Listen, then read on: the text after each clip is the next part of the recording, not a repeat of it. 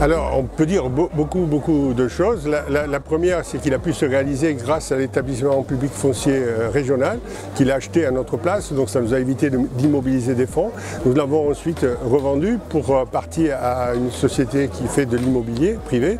Et l'autre moitié, nous l'avons loué au logis familial varois. De cette opération, eh bien, on en tire évidemment un gros bénéfice puisque entre les 50 logements qui vont revenir à la ville, le parking de 125 places souterrains et la crèche, plus le produit, l'excédent sur la revente, nous arrivons à enrichir le patrimoine municipal de peu plus de 20 millions d'euros, d'un peu plus de 20 millions d'euros. Donc c'est une belle opération. Il y aura donc, comme je vous le dis, du stationnement, une crèche, du logement social. Et je voudrais saluer Monsieur le préfet du Var, parce que l'actuel, je parle, puisqu'il nous permet de loger les Sanariens en priorité dans les opérations que nous réalisons, ce qui n'était pas le cas de son prédécesseur. Et je crois que cette capacité d'écoute des élus est importante et ça nous encourage à avancer dans ce domaine-là.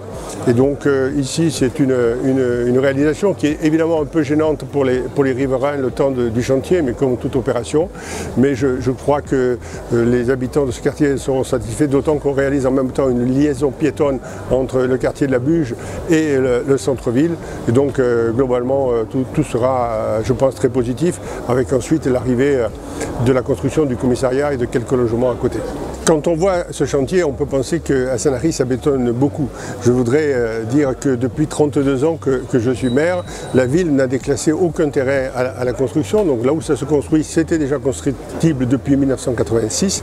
Et je ne suis arrivé qu'en 89. Et la population de Sanary a augmenté de 70 habitants par an pendant donc, les 32 ans de gestion que j'ai pu assurer jusqu'à aujourd'hui. Donc quelque part, on se rend bien compte que bétonner, ce n'est pas notre priorité et que ce qui est important pour nous, c'est d'abord de préserver le cadre de vie des Sanariens, même si quelquefois il y a des choses qui peuvent surprendre. L'important, c'est de faire en sorte que les habitants de cette ville se sentent pris en compte et c'est ce que nous faisons du matin au soir.